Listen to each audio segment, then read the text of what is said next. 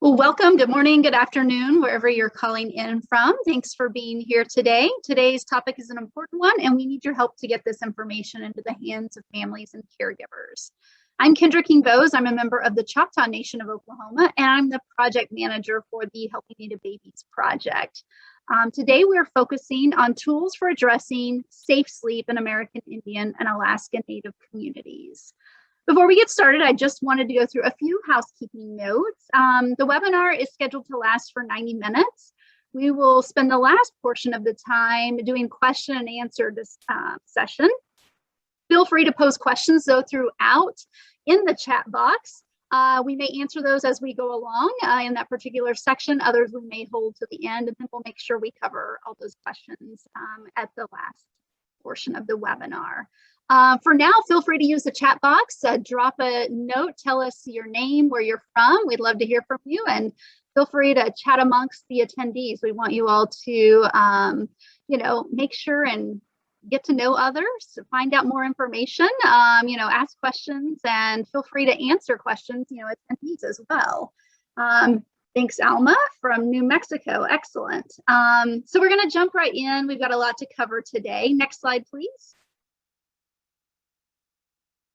So I am pleased to be with this wonderful team that we have from across the country. We've got Lee Henry Tanner, who's our Portland area consultant, Marie Zephyr, our Great Plains area consultant, Geraldine Simpkins from the Bemidji area, Kristen Helvey from Alaska, and then last but not least, Shira Rutman. She's coming to us from California today, and she is our evaluation consultant. Next slide. All right, next slide. So this is our final webinar out of our three-part series. We hope that you've been able to join us for the first two. If not, we will be having these webinars posted on the website soon. They're being made 508 compliant so that we can get them on the website. So all three will be available, and we will be sending an email to let you all know when those can be found on the website if you couldn't attend, or if you'd like to share that information with other colleagues. Next slide, please. So these are our objectives for webinar number 3. So after this webinar, we hope that you'll be able to identify tactics for tailoring safe infant sleep education and outreach efforts to engage American Indian and Alaska Native audiences. We hope you'll be able to identify and access culturally relevant resources and assistance available for use in safe infant sleep education and outreach efforts. And then finally, we hope that you'll be able to understand technical and cultural considerations for social media use in safe infant sleep education and outreach efforts in American Indian and Alaska Native communities. I also wanted to note that we know it's so hard for all of you working out in the field to find time for planning efforts. So we've built in a few exercises throughout this webinar today to spend a little time just kind of thinking through the content we shared and some examples, and having you jot down a few notes of how you can be able to incorporate that into your day-to-day work. So hopefully this will give you a little time for some new information plus some planning time, all wrapped into one. So hopefully you'll find that helpful. Next slide, please. So I'm going to turn this over to Lee Henry Tanner to get into outreach and engagement. Thank you, Kendra. I'm Lee Henry Tanner, and I'm a transplanted Nimi Poo Nez Perce tribal member from Idaho, and now I live in the traditional homelands of the Suquamish people in Bremerton, Washington. It's been an honor and privilege to be the Portland area consultant for the Healthy Native Babies Project since the beginning. Next slide, please. Before we get started, I really want to take a moment to recognize that the Healthy Native Babies Project was inspired by the groundbreaking Indigenous researcher, Dr. Leslie Randall. She was an epidemiologist and Nez Perce tribal member, and was among the first to study and report on SIDS in Indian country. Dr. Randall was the lead investigator for a scientific study called the Aberdeen Indian Health Service Infant Mortality Study, which was published in 2002. Dr. Randall and her colleagues documented sudden infant death syndrome, SIDS, as a leading cause of post-neonatal mortality among American Indians, a group whose infant death rate is consistently above the US national average. The objective of the study was to determine prenatal and postnatal risk factors for SIDS among American Indians. This seminal study provided the impetus for collaboration among tribal organizations, governmental agencies, and diverse stakeholders to understand the unique factors that put American Indian and Alaskan Native infants at higher risk. It was also the catalyst for creating the Healthy Native Babies Project, the only Safe to Sleep public education program geared specifically to Native and Indigenous audiences. We would like to acknowledge the debt we owe Dr. Randall and her colleagues for laying the foundation for the Healthy Native Babies Project. And on a personal note, Leslie was a very dear friend of mine and a very fierce advocate for Native researchers. And I owe so much to her. She was my mentor. She was my big sister, and I miss her dearly. Next slide, please. Okay, let's dig into our first topic for today, outreach and engagement. To be effective in this area, it's important to understand who you're trying to engage. First, when conducting outreach and trying to engage people, it's helpful to think in terms of key audience, such as tribes and tribal organizations, the agencies that serve our populations, and the leaders and policymakers in our communities, as well as the healthcare providers and educators, the community influencers who work with and for Native people, and childcare facilities. Next slide, please. Steering the goal of safety and well-being with American Indian Alaska Native communities requires partnership, collaboration, and concerted effort by a wide range of stakeholders. SIDS and other sleep-related causes of infant death affect the entire community. Further segmenting as needed through geography, age, and other factors could be beneficial, but do it as it makes sense. Can you think of other ways to segment that might be relevant among your audiences or groups? Once you've identified the groups of people who are important to reach, spend a little time getting to know who they are and what they care about and who and what influences them and what they have going for them and what they're up against. Of course, you don't need to see everybody in person, but you can apply all the considerations in these tiers to your key audiences to better understand them. Next slide, please. In this section, Marie and I will be talking about 5 strategies for outreach and engagement. It's important to know your audience so you can effectively communicate with them. So be sure and pay attention to who you're talking to, and then balance how you talk to them and how you divide the audience. And then apply those effective strategies when you're speaking with them. Next slide, please. Build respectful relationships by learning about the community you serve and get to know the people and the organizations that serve babies, parents, and other caregivers.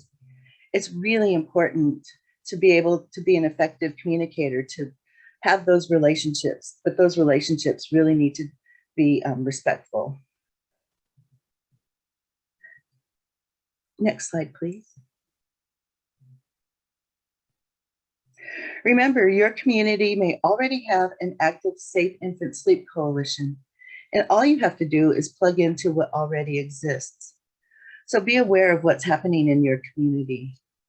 Know those key stakeholders, such as maternal and infant health care service providers and educators, as well as all infant caregivers, parents, but also grandparents, babysitters, aunties, uncles, everybody who takes care of babies.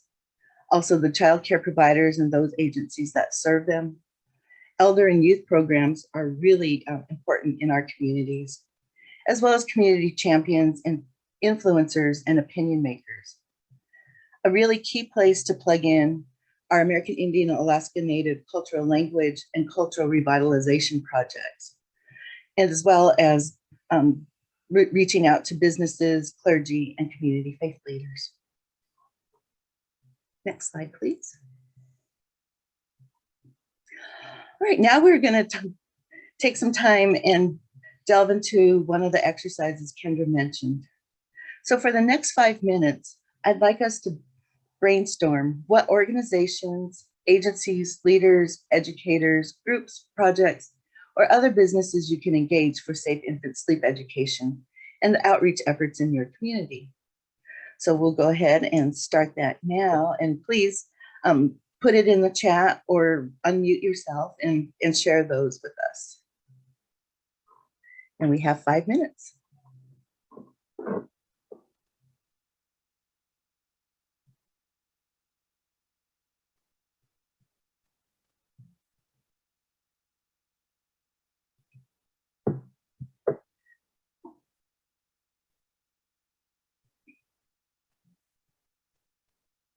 Who are the community agencies that you work with to share safe infant sleep information?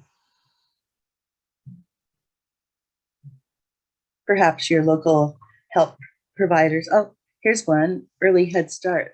That's really key and important. And maternity support services.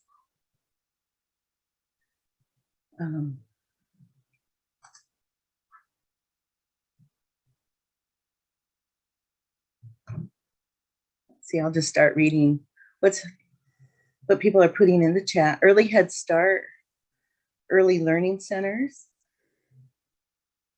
maternity support services, family centers. Here's one from Blackfeet Tribal Health CHR program. WIC, it's really important. Healthy Start home visiting programs. Cribs for Kids. MCH, WIC agencies, more WIC. Indian Health Centers, both reservation and urban. Health Center, home visiting programs, medical providers, seniors programs, social services, all very great. Hospitals and birthing centers, another key partner.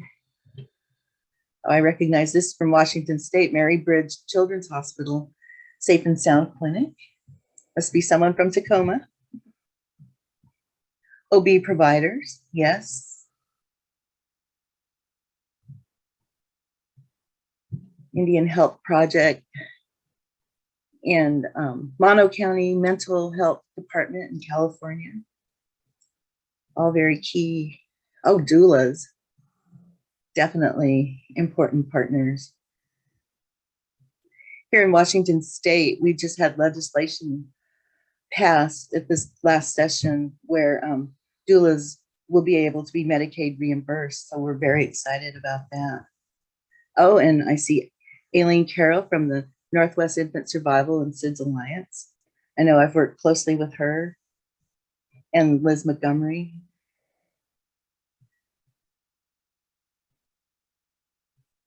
Adriana Rockwell is currently working as a Healthy Start CHW. First place to begin would be with the families. She comes into contact with them. There's an option to host classes. This could help for a wider community reach. Collaboration with IHS, I think is really key. Hospitals, home visiting programs. Cultural leaders who work with families. Thanks, Marie. It's really important. We really want to build relationships with the elders who are so important to our communities. Diana says Cradle of Hope.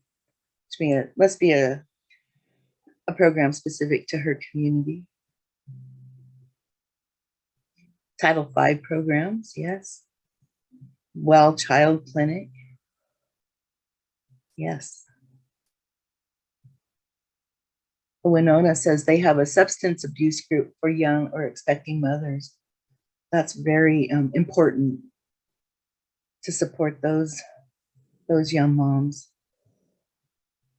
Childcare,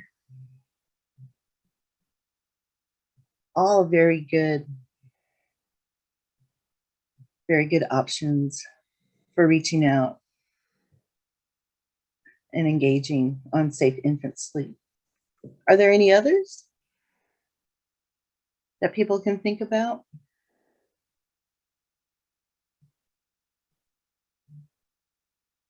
And one thing, I work part-time at Seattle Indian Health Board, and they used to have, before COVID, a prenatal program that included serving lunch on Thursdays, and it was an opportunity to provide all kinds of information young moms and families need for keeping their babies safe.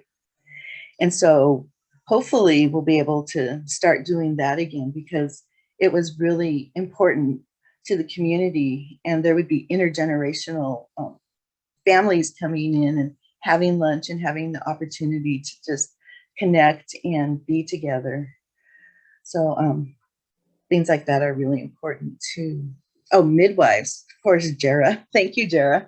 Midwives are a great partner. So thank you, everybody. That was 5 minutes. And now if anybody would like to share any thoughts, we have 2 minutes to debrief.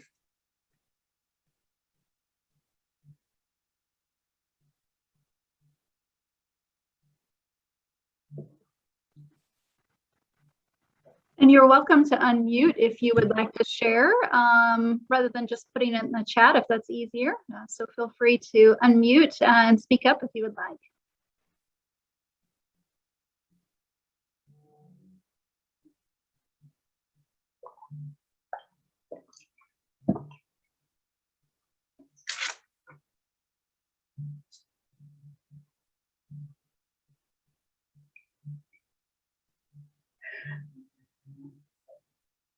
A lot of options to coordinate. That's very true. Do any of my Healthy Native Babies colleagues have anything to share?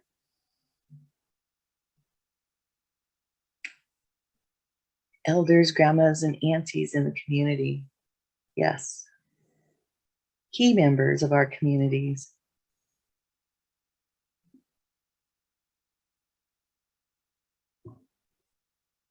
And again, please feel free to unmute if you'd like to speak rather than just putting in the chat.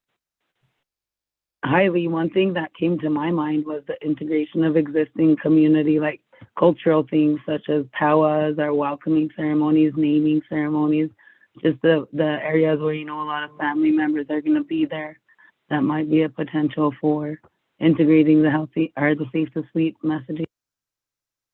Thank you, Marie. That's so important. I know hopefully with COVID, knock on wood, maybe getting better, that community events can start happening again. I just this weekend was at a powwow, and it was really nice. The first one I'd been to since, gosh, 2019. So it was nice to just be in community again and sharing culture. Another place I always thought might be interesting are basketball tournaments. There are always a lot of people, at least in my experience, that enjoy basketball, and might be a good place to share information, at least table and provide that information. All right. Thank you, everybody, for those thoughts. Oh, Shira. Community leaders may benefit from information about how safe sleep connects to other issues and topics in their communities. Yes, thank you, Shira, for sharing that. So our next slide, please. So strategy 3 is identifying the best ways to communicate safe infant sleep information to the communities that you serve. It's really important to know how your audience best receives communication, whether it's through radio or newspapers or social media. I know there's a lot of Indians on Facebook, and I know that's a way that I keep connected to people all across the country. So I think social media is very important, and actually we'll have more to say on that further in this presentation. Community centers and health departments, churches and faith organizations, and other things like were mentioned, health fairs, powwows, and other community events, printed handouts and posters, having a billboard in your community that's really prominent could be effective. And cell phone apps, everybody has apps that they depend on, so that could be really helpful. And then if there are other things, that people use, please feel free to share. Next slide, please. And now we have another exercise. We'll take another 5 minutes to think about specific communication channels you can use to reach and engage your key audiences. So again, please feel free to share those in the chat or unmute yourself and share that with us now. And we'll take 5 minutes for this exercise.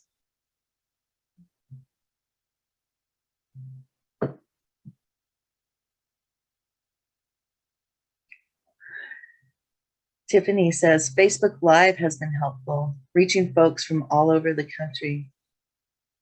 Yes, Facebook Live has been really great for so many different things. Janice says, all social media platforms. Lori says, tribal newsletters or newspapers, Facebook community pages.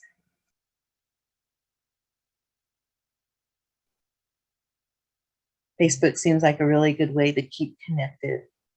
And then with Facebook Live, to be right live with people. I have a friend in Minneapolis, and when she goes Facebook Live, I always have to watch because she's always doing interesting things. Kiosk? Norma says kiosk. I'm not familiar with that one. Norma, could you tell us a little bit more about kiosk?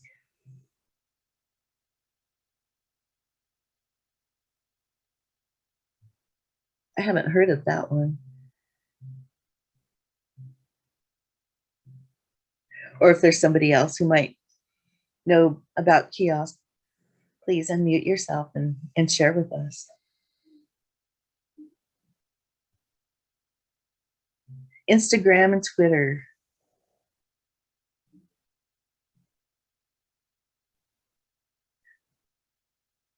Aileen says, NISA offers free virtual Safe Sleep 101 classes, and they also offer classes for childcare providers, healthcare providers, and can design any class, virtual or in person.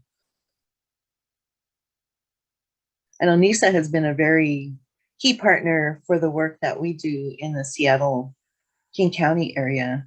And Liz Montgomery, who's their executive director, came to a Seattle Indian Health Board Peds clinic and shared portable cribs and safe sleep kits. And so we really appreciate the relationship we have with NISA. Heather says safe kids, yes. I often wonder what's the best way to reach younger people, because as my children are always telling me, Facebook is for older people. And so I wonder with younger people, what are the channels that they're tuning into and what are the best ways to reach them? Oh, thank you, Aileen. We definitely really enjoy the relationship we have with you. TikTok, that's what I was just going to say, TikTok. Yes. I don't even know how that works. Sometimes I feel like I'm an old dinosaur because I don't know how the kids are communicating these days. Schools, yes, schools. There we go. No? Okay, I think I found my unmute. Can you guys hear me? Yes, we can. Hi, it's Norma from Apache County Health Start. Hi, Norma. Sorry, we got new computers, so I'm just trying to get logged on. I'm the one that said kiosks. We have been doing a lot of outreach and community events, and our police department has one that runs the advertisements for anything going on in the community. So we put it on there. So that's kind of nice for advertisement. Yes. Well, it's nice you have that relationship. Yeah, it's a small town.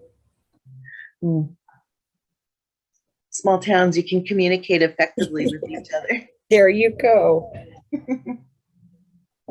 Thank you. Thank you.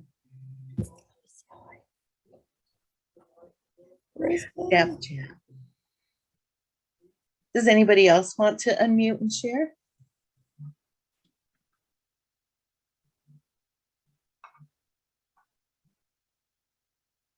We have a community, kind of like a health fair that specializes in mothers, babies, children. It's actually next week, I think. And, you know, there's going to be various people there with tables and that, but that would be another way. Thank you, Deborah. Appreciate you sharing that. I also wanted to state that we did, we've been doing, like I said, outreach. We put like our flyers in the food banks in the different areas. So that's kind of an idea too. Oh, that's a wonderful idea. Yeah, and the food boxes. That's really great. Oh, Aileen from NICHD says, high school health and development classes. Aileen, could you say a little bit more about that, please? I hate to put you on the spot, but here I am. Well, hi, Lee. I'm sitting in my car. We have done off and on for years, and I personally have done it where, now granted, I'm not the one who's gone on into Native schools, but we try to connect with various schools in target communities, because we try to track where do we see the highest rates of infant mortality due to SUID and SIDS. And so we connect with the high school health and human development teachers. And we're appropriate. I mean, we're always looking for people who have this expertise to go into their own communities and do, usually it's like a 1 hour segment coordinated from each either, semester or quarter, however this high schools program their time, and fit into the health and human development classes. So we become part of the, for lack of a better word, the quarterly curriculum. So, you see students with the segment where they're caring for babies, and they're supposed to have a baby and check out a baby. In some of the more well-funded schools, they have like babies that and I have, like when I was in high school, a sack of potatoes or a whatever, but your job was to care for that baby and was to have safe sleep education, and that we can provide it, and we do. So, and we just have a standard PowerPoint presentation and do some questions and answers, not unlike literally like what we're doing here. So that's kind of what we've done over the years. Thank you, Aileen. And thank you everybody for sharing your thoughts and ideas and the way that you engage your community. Next slide. I'd like to pass this over now to my friend Marie.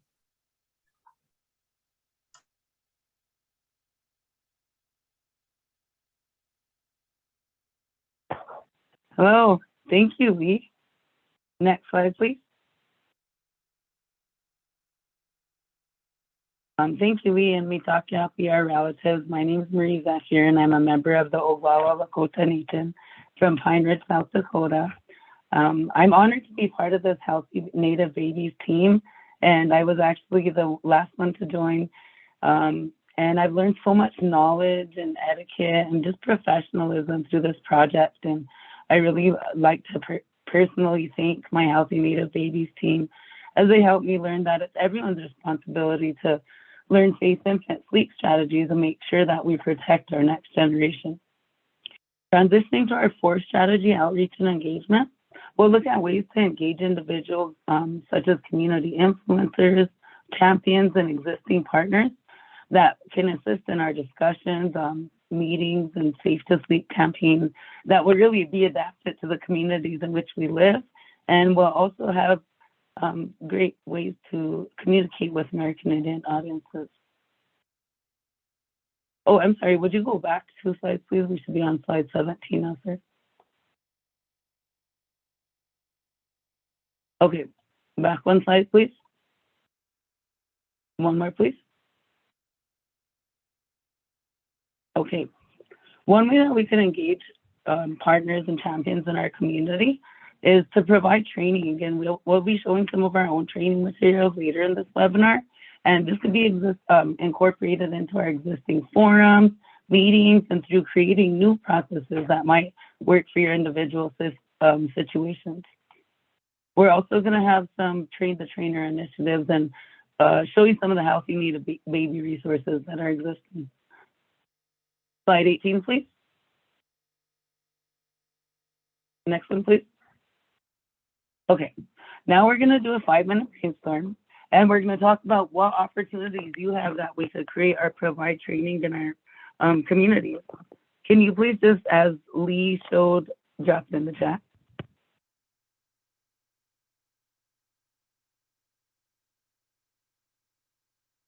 Again, that question is, what opportunities do you have or can you create to provide training?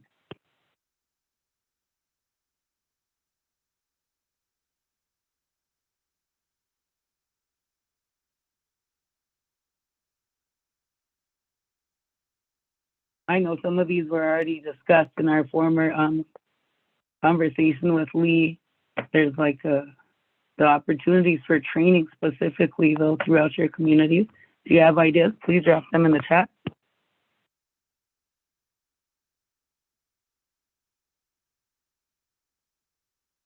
So we have community wellness fairs and working with tribal council to do presentations in the community. Those are definitely essential and productive ways to work with our community and provide training around safe to. Anyone else?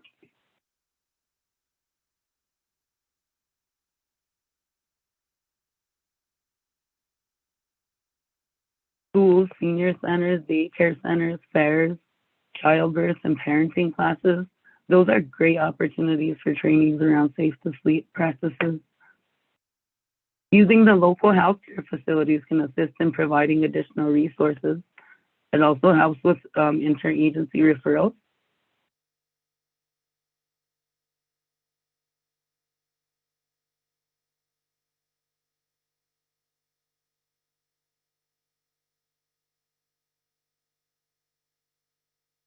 Well, as you mentioned in the chat, there are plenty of opportunities that we could provide training in our communities, and they really intertwine with the outreach strategies that Lee discussed as well. We just got a comment about the display of safe sleep environment in the community, which could provide training in a passive way.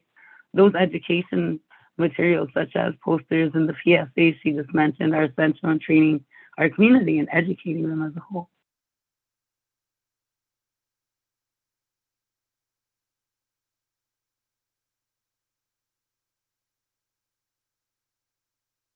Another comment, working with WIC or breastfeeding and peer counselors, really involving the stakeholders is essential to finding effective training opportunities.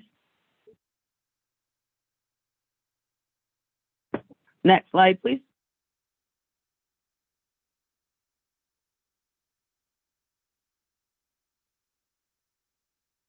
In Outreach 6 for engagement, we'll talk about Strategy 6, which is process and outcome evaluation to make sure you're meeting the mark in your project goals. We actually have another comment about partnering with doulas and midwives, and this is essential for training as well. And in this Strategy 6, we're going to talk about how we could evaluate whether our trainings are effective and we're actually teaching the messaging that we want to teach. I'd like to encourage everyone to consider Indigenous evaluation principles and approaches as they align with many American Indian and Native practices such as talking circles. Next slide, please.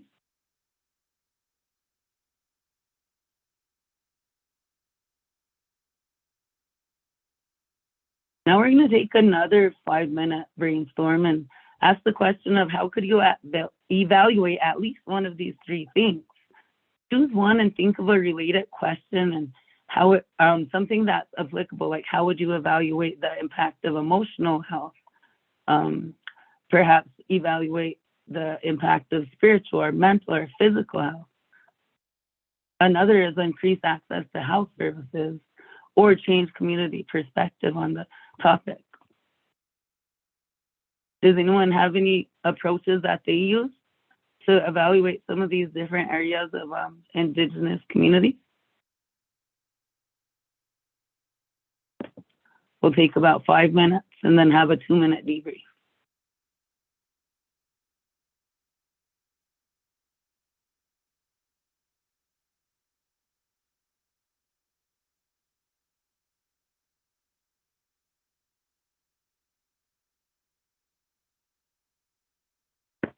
Again, the question is approaches to how you would evaluate these questions in the program.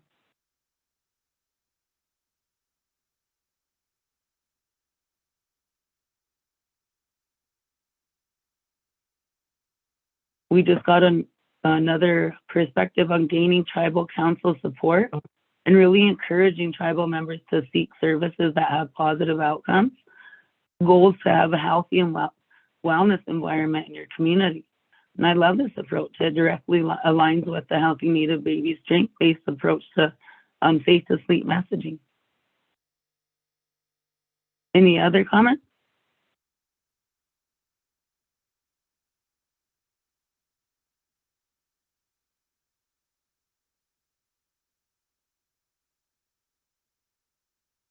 How can you make a program increase the sense of culture or community connectedness?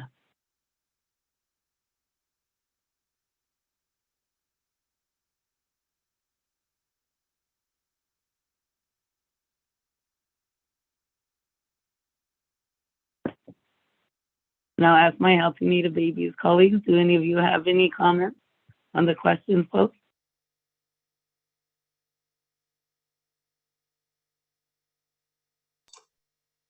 One thing I'd like to mention is that SEL Indian Health Board, traditional Indian medicine, has really become the center of everything that the organization does.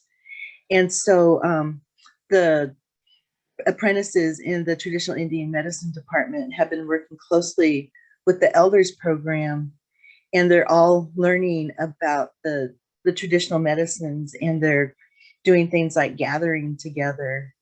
One of the things they've also started is a maternal talking circle, which I've heard has gone over really well. In addition to Healthy Native Babies, I'm also the co-coordinator of the Native American Women's Dialogue on Infant Mortality, which one of the outreach things that we do are cradle board classes. And we've been able to develop really good relationships with a number of agencies that serve Native people, both reservation and urban. So I think that's been one of the really highlights of the work that we've done, and has really incorporated tradition as a cultural strength to improve outcomes. That's amazing, Lee. It really is. Do you guys evaluate We haven't. the program? We haven't, but we have a gathering coming up, which we will have an evaluation component, which will be conducted by the Urban Indian Health Institute. And so we're really excited about that, and we'll be happy to share what we learned from that with anybody who's interested. The Urban Indian Health Institute actually has a kind of clearinghouse of all the options that are available. There's not many, but they are available for Indigenous evaluation. So if any of you are interested, I encourage you to look them up. So another comment we've received is follow-up is a key element that ensures that the community, that you're there for them and that you're providing the necessary services as they're needing it. Having a sense of compassion and really helps to change the mindset directly based on what the community says.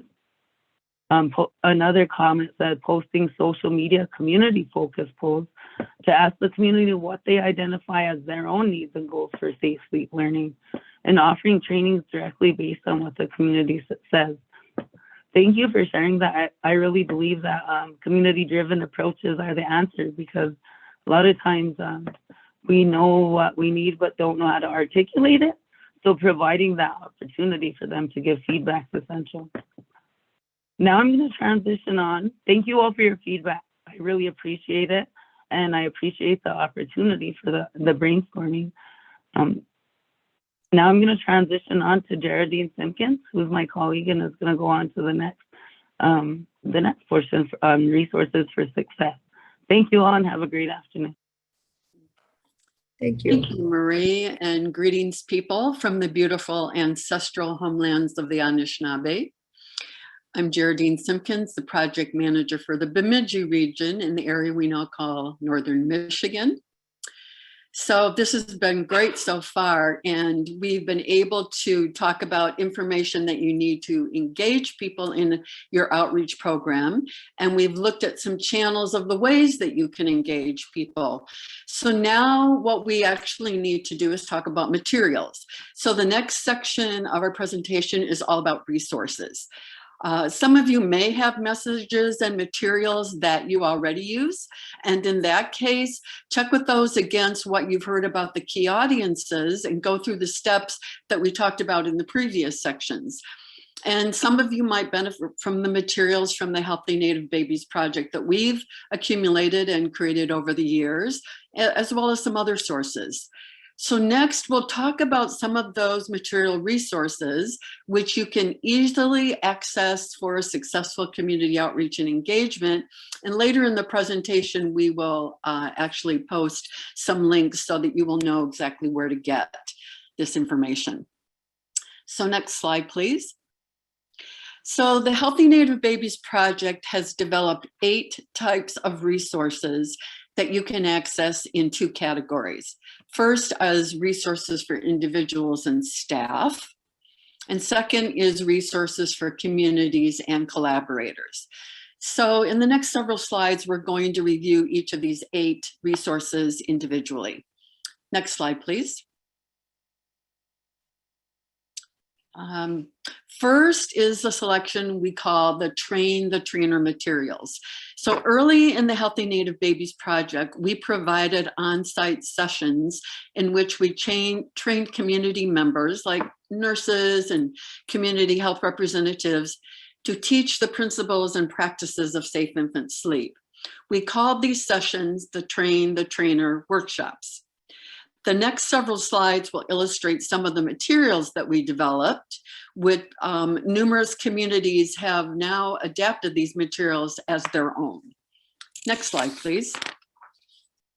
The first is the Train the Trainer workbook, and it's designed for healthcare professionals and community workers who serve families and infants. So the workbook consists of 5 chapters, including information that is both evidence-based and culturally congruent for American Indian and Alaska Native audiences. The workbook includes strategies for conducting outreach in order to get the whole community engaged, and a set of safe sleep principles that can reduce the risk of SIDS and other sleep-related causes of infant death.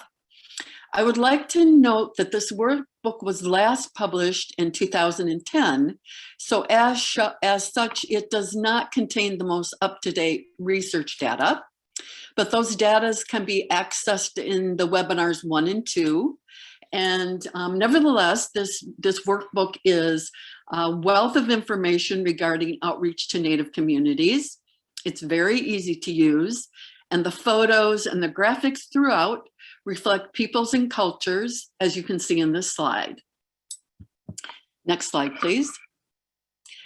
The Facilitators Guide provides a step-by-step approach to teaching safe infant sleep in your community. The guide is geared towards a variety of workshop lengths, including 2-hour and 1-day trainings. The content of this guide includes, number 1, facilitator presentations for safe infant sleep workshops. Number 2, conducting pre and post tests. Number 3, setting up your workshop, including hands-on activities. Number 4, evidence-based information for SIDS and other sleep-related causes of infant death. Number 5, step-by-step hands-on activities for participants. Number 6, barriers and challenges to safe infant sleep in Indian country. Number 7, strategy for community outreach.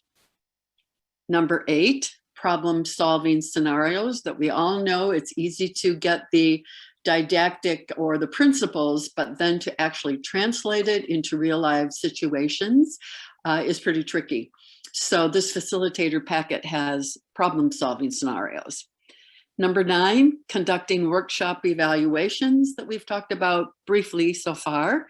And number 10, handout materials that you'll need to facilitate your community-based workshops. Next slide. This next resource is a training video. It's a 6-part video that features the Healthy Native Babies Train the Trainer sessions. And I remember in 2014 when my colleague Lee and I actually conducted real live trainings to produce this video. Here you'll see Lee, and if you go to the NICHD website, you can access the entire set of videos. So it's again a 6-part video series. The first 2 video modules explore evidence of safe sleep, risk factors.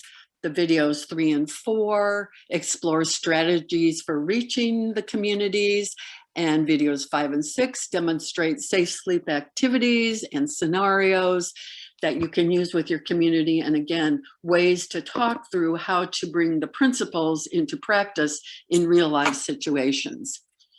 The advantage of the video is that you can access at any time. You can view whatever you want. Viewers can pause, rewind, skip through, do it at your own comfortable speed.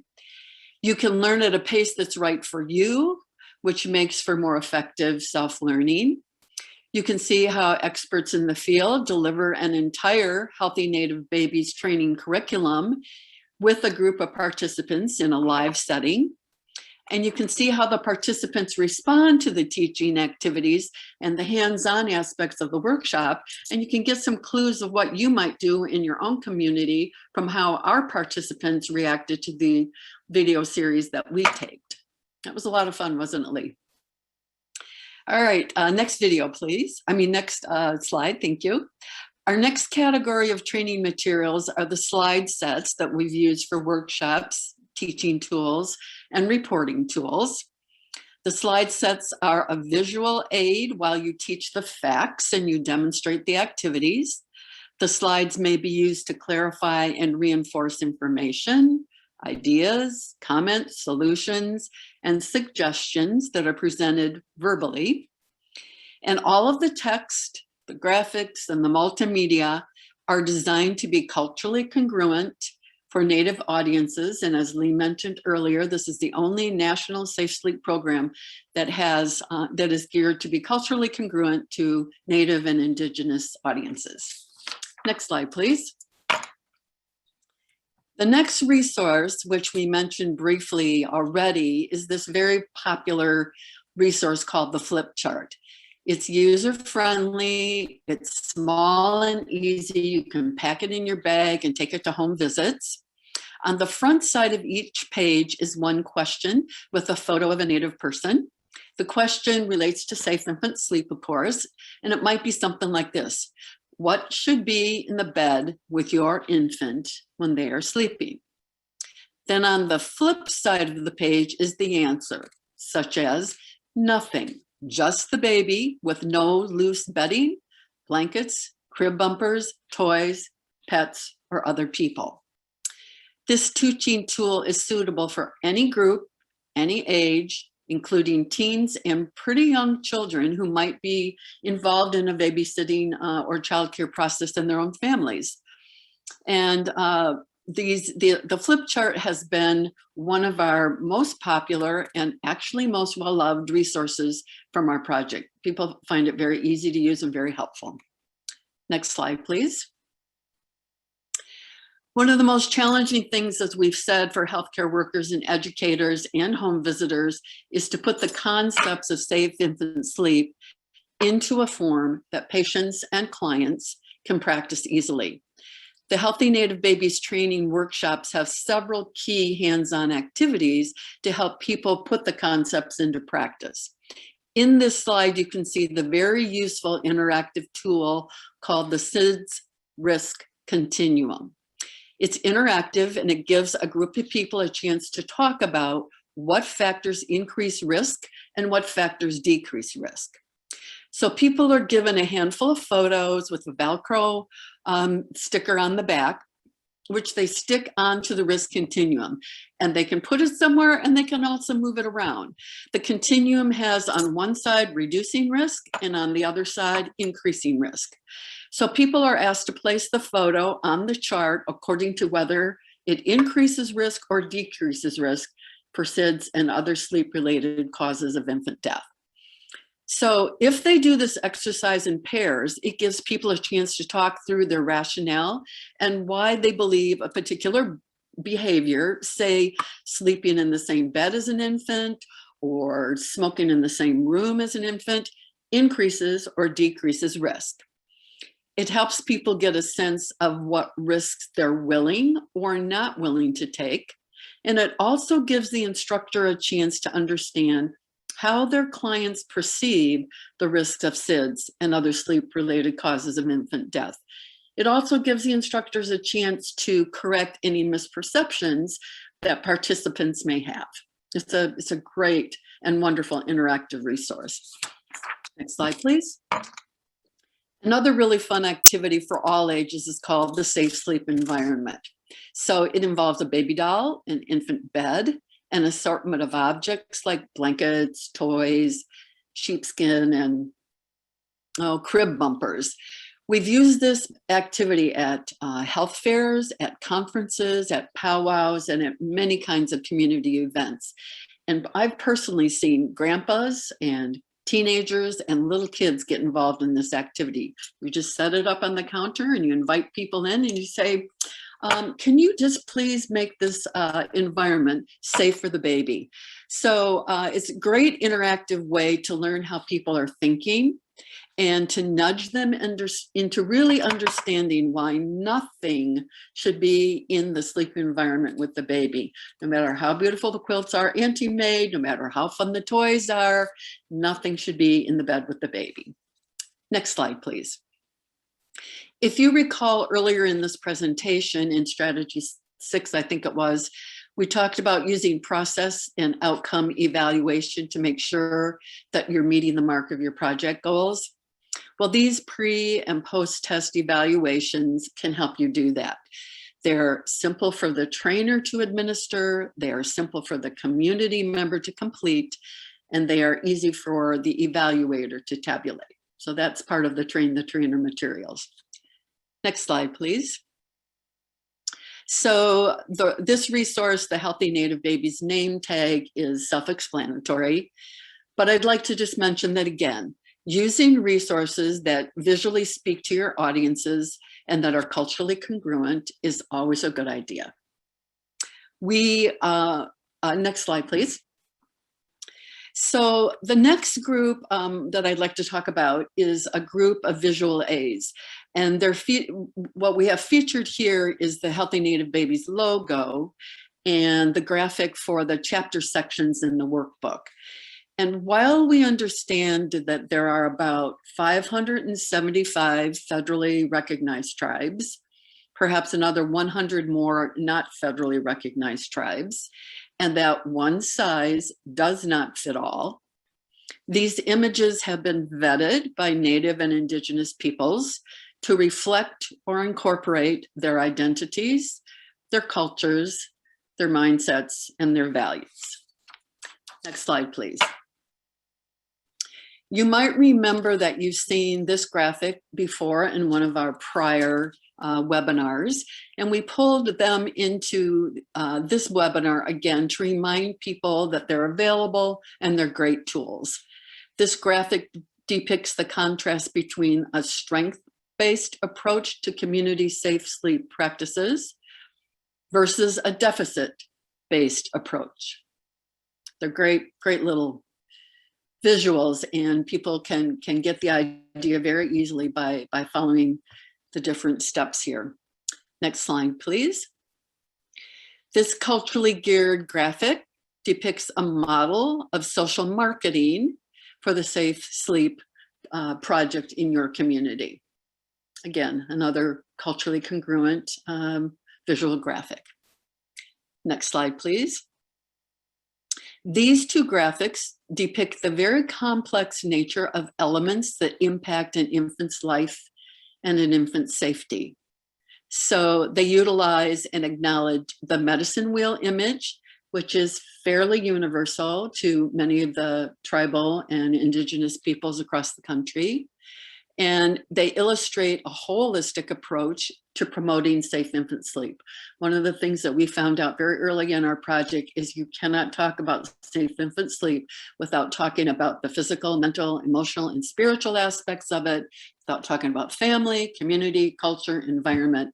So these are great graphics to explain that holistic perspective. Next slide, please. These are newer graphics for us, and we developed it within the last few years. And the one on the left is called Features of the Historical Trauma Response, which illustrates the numerous and interrelated components that affect Indigenous peoples and communities.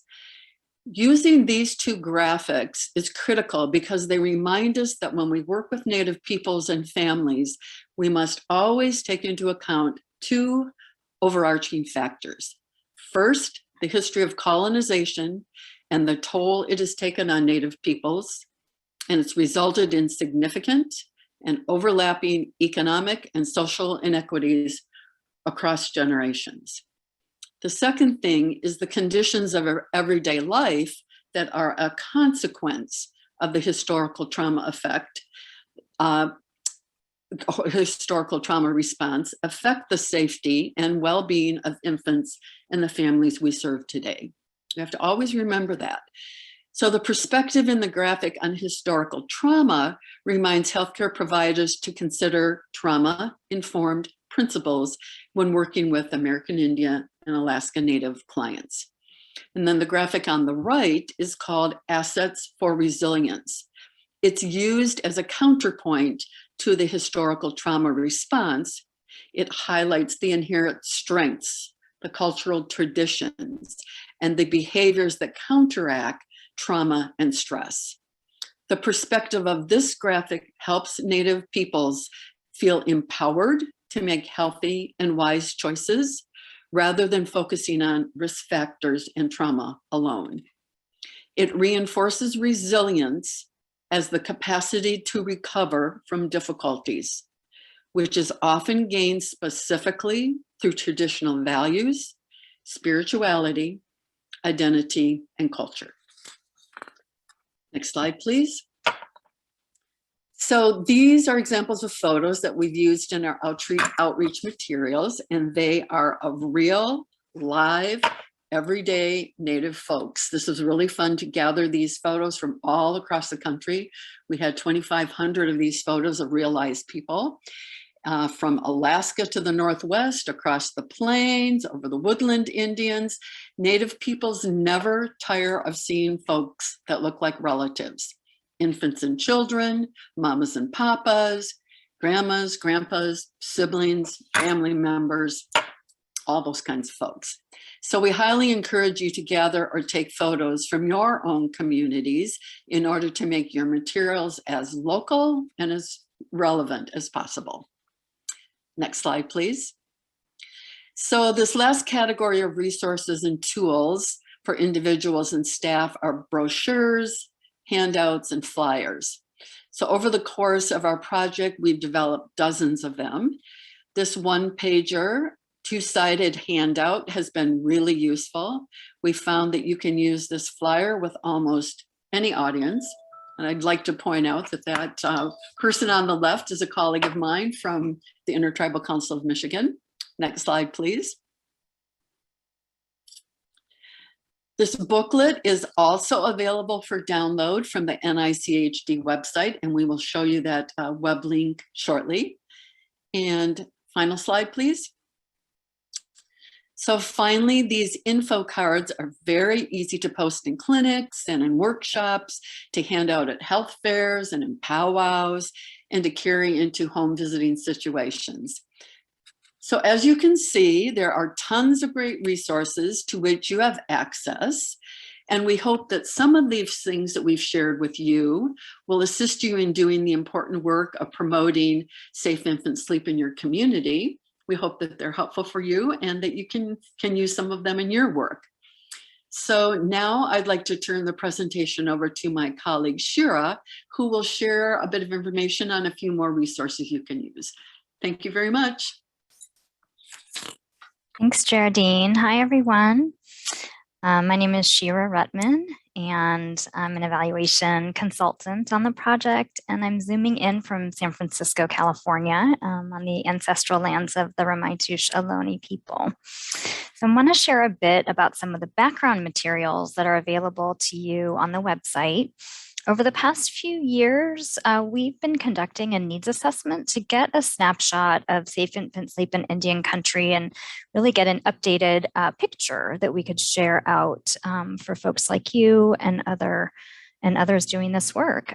So this included a literature review and key informant interviews. Next slide, please. We produced a report summarizing the findings from our literature review, and that's called Understanding Risks, Protective Factors, and Promising Practices to Address Sleep-Related Infant Death Among American Indian and Alaska Native Populations. That report includes the detailed methods that we used and everything that's included.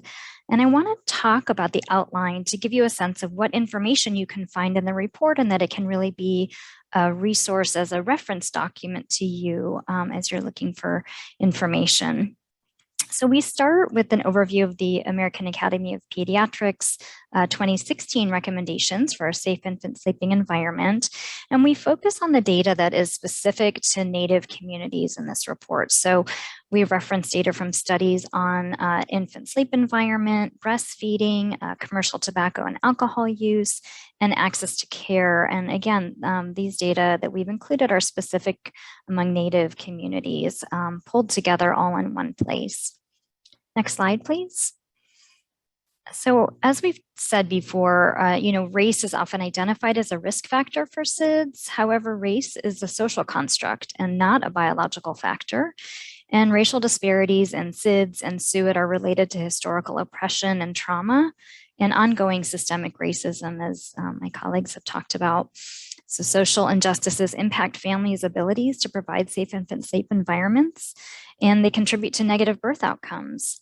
And so to effectively support SIDS and SUID risk reduction policies and practices, it's critical to understand how Native people live and raise their families and build on the resiliencies among tribal populations to protect infants. So in this report, we highlight the data on social and cultural context for Native people to really raise up those connections that are so important for doing this work.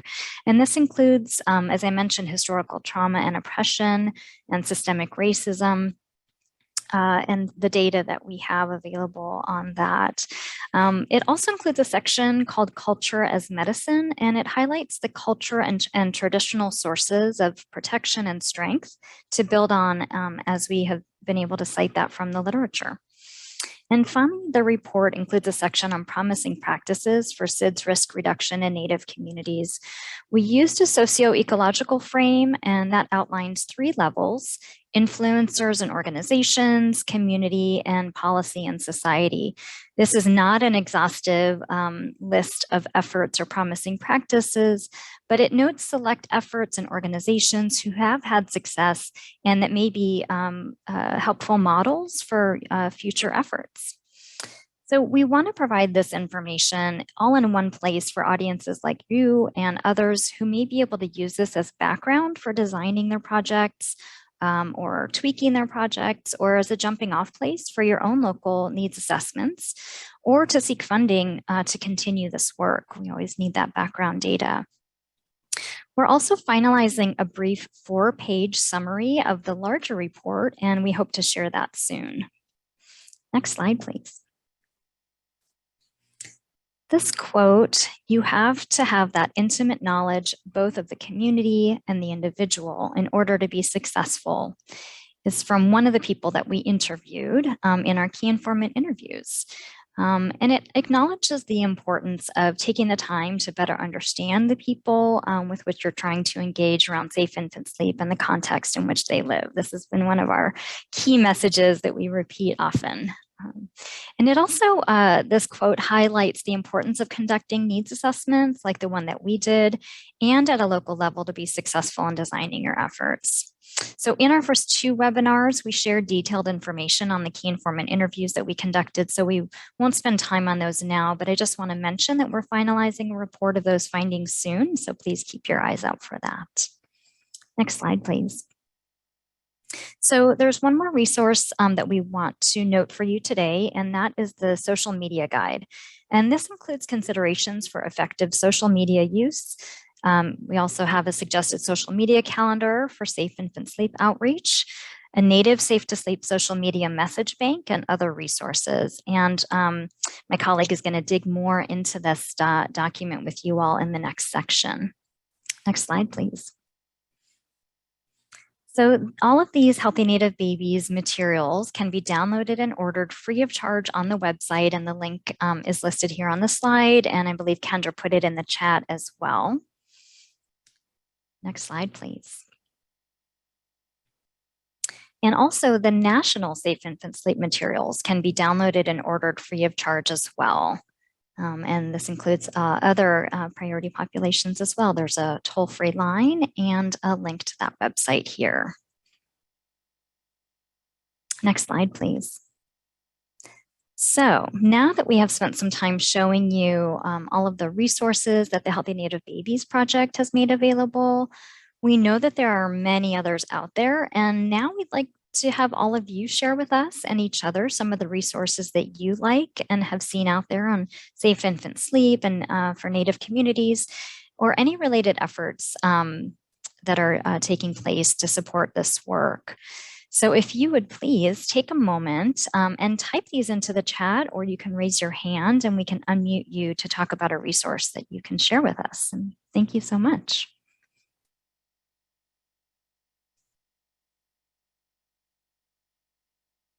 I think that we have seen some resources shared on previous webinars, and it'd be great to have a little list going in our chat if folks are able to share anything that you've used that you like or that you would recommend.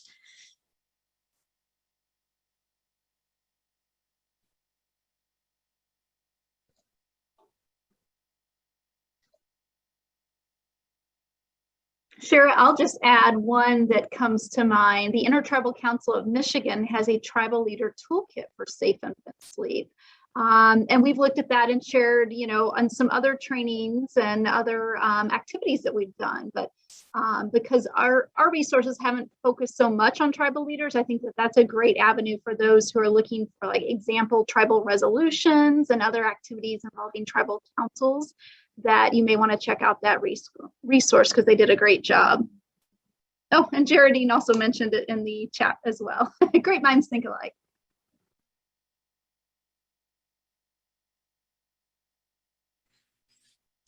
Thanks so much for that recommendation. Michelle, I see your question here. I'll read it out. It says, any thoughts about putting together a safe sleep book from American Indian and Alaska Natives perspectives? Can you tell us a little bit more about what that book might include? I'd love to hear your thoughts about that. If you're willing to unmute. Yeah, hi, I'm Michelle from Minnesota. Yeah, I was thinking about the Charlie's Kids Safe Sleep Baby Safe and Snug book, but one more specific to American Indian and Alaska Native populations with pictures and photos, drawing on your cultural traditions and so forth. That sounds like a beautiful idea.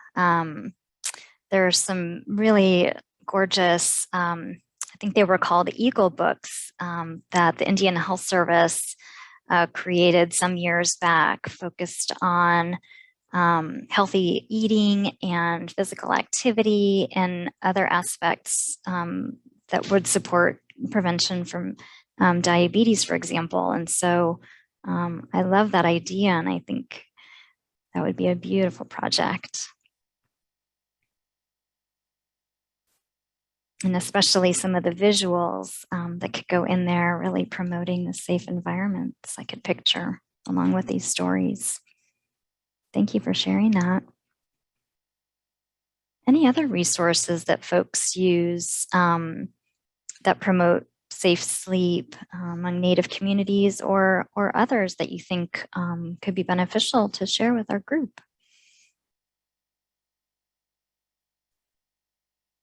Hi, this is Devin George from Cribs for Kids, and the Charlie's Kids book is a great idea. It would be probably worth reaching out to them to see if they could do a version specifically for the Native communities. I think they're very open to partnerships like that.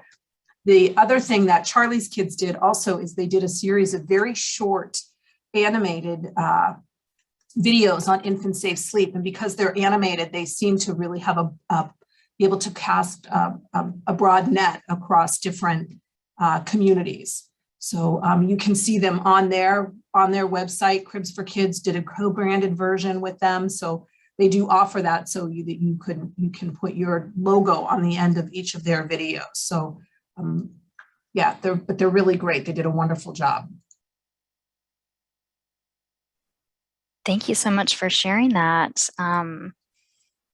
Yeah, one of the things that we heard from our key informants in our discussions with them was about the importance of, when possible, combining opportunities to access resources like safe sleep, whether they be portable cribs or other safe sleep tools. Environments, I think is really important. So the Cribs for Kids is one organization that's doing that. And we've seen some success in Native communities combining these, providing portable cribs with education as well. Thank you for mentioning that.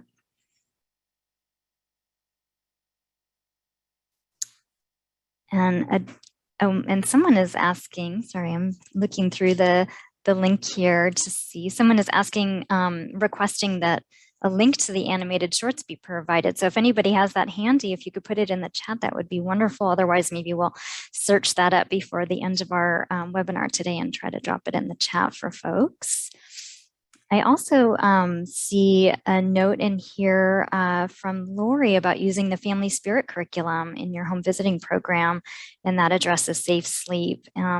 We have partnered with the Family Spirit program to provide some of the information that we're providing to you all in these webinars, and we've had a chance to learn a little bit about it, doing beautiful work. So thank you for mentioning that. And really what we've seen too is that the Family Spirit curriculum really goes very nicely in partnership with the Healthy Native Babies materials.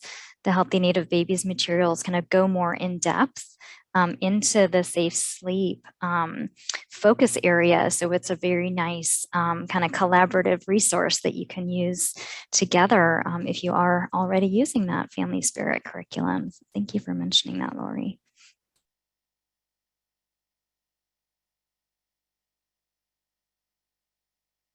Any other resources that folks have used or organizations that you wanted to call out for our group today?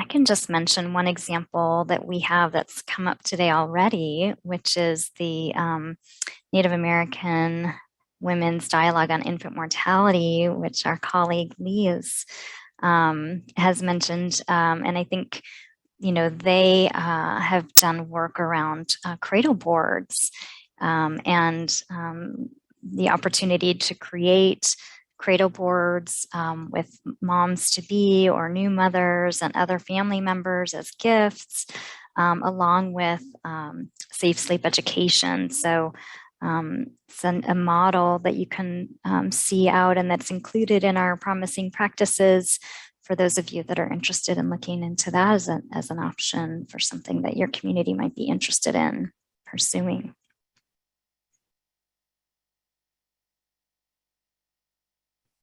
Thank you for putting the link to the Charlie's Kids videos that were mentioned in the chat as well. Well, thank you so much, everyone. you will see some of the promising practices in the report when that's released. And if you think of anything else that you'd like to share with the rest of the group today, please feel free to drop that in the chat at any time before the end of our session today. And I'm going to pass over to my colleague, Kristen. Hi, everybody. I'm Kristen Helby. I'm Athabascan from the Bristol Bay area of Alaska, and now I live on Denina land outside of Anchorage, Alaska. So I am going to kind of wrap up the last section of our presentation today. So we mentioned the social media guide a few minutes ago, and we're going to take a little bit of time to examine this one in a little bit more detail because it's a new resource for us. We're really excited to be able to review it and to share it with a live audience for the first time today. So you are the first ones to see this in kind of a live review. Overview. Quick question before we get into the details of the guide. You can use your reaction buttons or raise your hand on the screen or just physically raise your hand. But I'd like to know how many of you are currently using social media platforms in your outreach efforts. Anybody currently using social media? Okay, I see some thumbs up. Let's see a thumbs down, some thumbs up. Okay, so now go ahead and clear your thumbs. And now I'd like to know how many people still have a lot of questions about how to use social media well for these kinds of efforts. Let's see raised hands or thumbs up. Okay, yeah. So many of us are on social media. Thank you. Many of us are on social media pretty frequently for personal use, right? And we don't necessarily feel so intimidated by that. But that's because most of us don't have a strategy that we have to follow for our personal social media accounts, right? And we're not bound by our organizational policies or corporate policies and procedures on our personal accounts either. Social media for businesses and for organizations and for educational purposes, however, those come with some additional considerations. And most of us are familiar with that. We get that, but we don't necessarily fully understand what those are and how to best navigate those for success. So let's take a look at the guide. Next slide, please. All right, so never fear, we've created a quick reference guide for easy use. Now this guide provides some contextual information about using social media for outreach with and within our American Indian and Alaska Native communities. And we've also included some sample content that is very easy to access, and you can use that to hopefully help enhance safe sleep communication efforts on social media as well. Now specifically, this guide includes considerations for effective social media use. It's got a kind of a bank or a calendar of suggested safe infant sleep social media posts that are tailored for our American Indian and Alaska Native audiences. We have a topical media message bank, social media message bank. And then we've put together some additional resources that hopefully are helpful as well. So we're going to take a second now. Let's take a little deeper look at each one of these sections and what is included in the guide related to each one, so you know what to expect. Next slide, please. So research does suggest that social media platforms are highly effective in motivating audience members to take small but concrete actions toward changing or reinforcing safe infant sleep behavior. But they have to be used well. Social media channels are meant to be personal and personalized, even when they're used by organizations. And so this means there is no one-size-fits-all approach to using social media effectively. However, we do have some best practices that can help organizations or groups to plan their social media activities. And so a few of these considerations are described in the guide. Things like really having a better understanding for who it is that you're trying to reach. Using analytics to look at, okay, who is it that you're already successfully reaching? Really paying attention and having a better understanding of what are your internal capabilities and also, your challenges, and then how can you overcome those challenges? Next slide, please. The guide also provides some more tactical tips. So we address things like how often to post, when and how to respond and engage, tagging others to help amp up your following. And then my favorite one, why you shouldn't necessarily always have to fear online criticism. We've included some considerations specific to successful campaigns that we've seen that are tailored to American Indian and Alaska Native audiences as well. So things like responding to a clear and recognized problem or opportunity, remembering that cultural doesn't always have to be traditional, and also using visually celebrating or great visuals to celebrate the diversity of what being Native really means to different people. Next slide, please. So perhaps one of the most tactically useful pieces of the guide is the social media calendar. And this section identifies relevant national observances and awareness events by date. And it provides a sample post for each one. And we've organized this by month, so it's really easy to look ahead for things that you might want to post. And then we've made it easy. You can either simply copy and paste the sample posts because they're already tailored for American Indian and Alaska Native audiences, or you're welcome to rewrite them, just use those for ideas and then create your own. Once you add in some posts for your local events and activities, then suddenly you have a pretty robust posting schedule at your fingertips ready to go. Next slide, please. The social media message bank is also a compilation of sample posts that can be copied and pasted or edited as needed.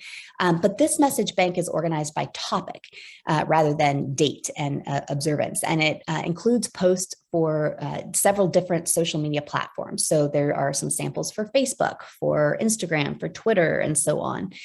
Topics include things like safe infant sleep and breastfeeding, safe sleep spaces, and so on. And these posts are, like I said, already tailored for American Indian and Alaska Native audiences, but they also have some posts that are tailored for different subgroups too. So moms and dads, right? We've got some posts for grandparents, for nurses and other healthcare practitioners, and so on. So this section includes links to really great visual content that can be easily used in posts, including photos and videos, infographics, other handouts. And there is also a roundup of common and popular hashtags that are used in media channels related to the topics that are included in the guide. So as you can see, there are many pieces of the guide, and although it's fairly short and sweet for easy digestion, it does cover a lot of material. Next slide, please. Okay, so like Shira said, we know that there are a lot of other great resources out there as well, and in this case, specific to social media use. We did some digging and we rounded up quite a few links in case you're interested, and we've included those in the guide as well. And these are screenshots of just a few of them here on your screen. So we've got things like the National Indian Health Board Social Media Toolkit. There's the Administration for Native Americans Outreach and Social Media Toolkit. There's a page with some great online health information resources by American Indians and Alaska Natives. And then the Health and Human Services Center for New Media, we found to be a really helpful guide too. Of course, there are various other ones that are listed in our resources page in our guide. So I'm sure that you found other resources that you've come across and that you've liked as well. And so I'd invite you to share those with the group. We'll take a minute and either turn your mic on, and you're welcome to share those with the group or put those in the chat as well. And then I will turn it over to Kendra to wrap us up.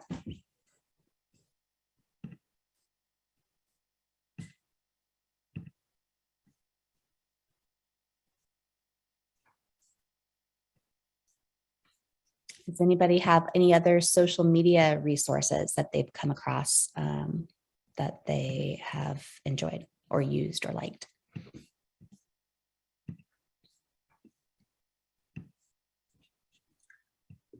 I don't know if you had mentioned earlier, I had talked about we advertise on a kiosk in our community. The schools have them, the police station has them, and they're willing to put that information on there if we have an event or something going on to share with the community. Great. That's great. Thank you. I see a question about posting the link to the social media toolkit. Yes, go ahead and go to the next slide if you would.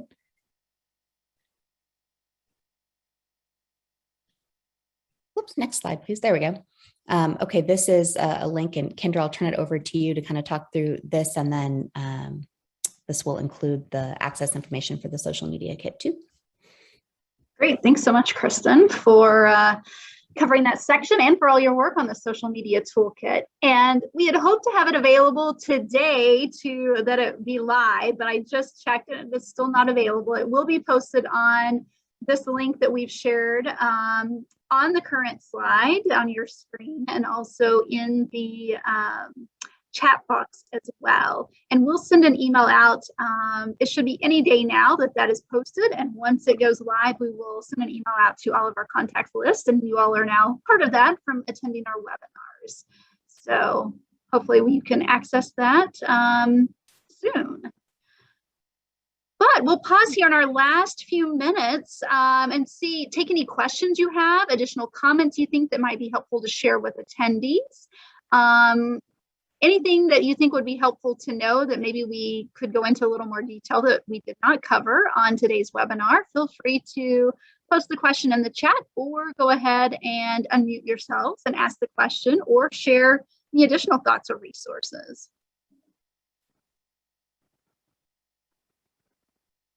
Oh, and thanks to, looks like Devin shared some of the Facebook groups that they love at Cribs for Kids. So thank you for posting those Facebook links. Yeah, feel free if there's any additional resources, or you can put it in the chat.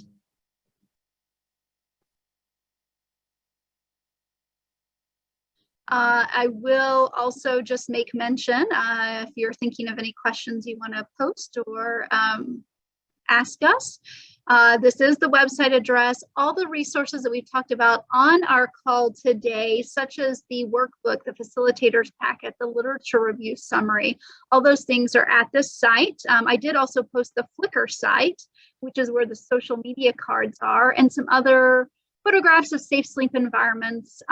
Some of those are native, not all of them. When we did our photo shoot that I think Jaredine mentioned to start out our materials at the beginning of the project, we did tell our participants that it would be utilized for only the Healthy Native Babies project materials. So most of those are not posted on the site. We were hoping we'd be able to share some of those, but due to those confidentiality reasons and not having open use for them, they're not available. But there's a lot of great photos on the Flickr site too that you might be able to utilize, in addition to the social media cards that we shared on a few of the slides.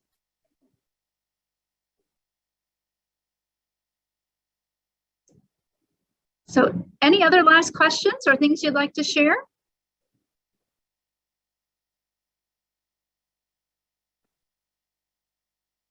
If not, I'd really like to thank you for participating in our webinar and our webinar series. I'd love to thank our team members for all of their great work. And we thank you for all the work you're doing in the communities to help keep Native babies healthy. So thank you and have a great day.